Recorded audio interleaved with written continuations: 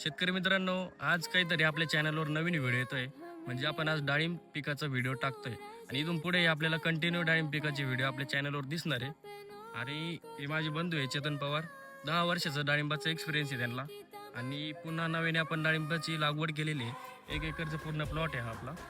आणि आज आपल्याला ह्या डाळिंबाची पहिली छाटणी घ्यायची. तर डाळिंबाचं पीक लावल्यानंतर खूप साऱ्या शेतकऱ्यांचा प्रश्न असा असतो की पहिली छाटणी कधी केली पाहिजे आपण आणि ते कशा प्रकारे केली पाहिजे. आपल्याला इथं आता एक खोड पद्धत ठेवायची.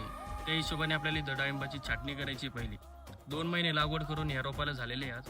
काही शेतकरी 7-8 महिन्यानंतर ही छाटणी करतात. पण मग कोणती पद्धत योग्य राहील आपल्या तुमच्या हिशोबाने? सध्या चालू असलेल्या पद्धतीनुसार आणि सगळीच नवीन तंत्रज्ञानानुसार एक खोड पद्धतच बेस्ट राहते. कारण त्या खोडाला हवा लागते आणि पिन होल बोर जो असतो तो हवा लागल्यानं सूर्यप्रकाश इथं खेळत राहिला ना तर त्या पिन होल बोरचा प्रकार कमी असतो. त्यामुळे आपण एक खोड आता हे पद्धत तुमच्या हाताने एक छाटणी करून दाखवा.